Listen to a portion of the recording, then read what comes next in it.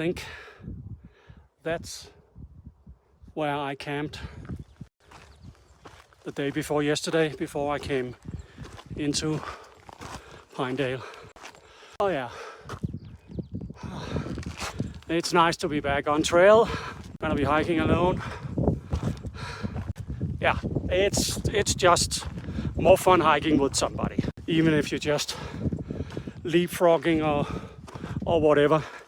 Just meeting up with somebody else throughout the hike is just a better way to experience it, because you can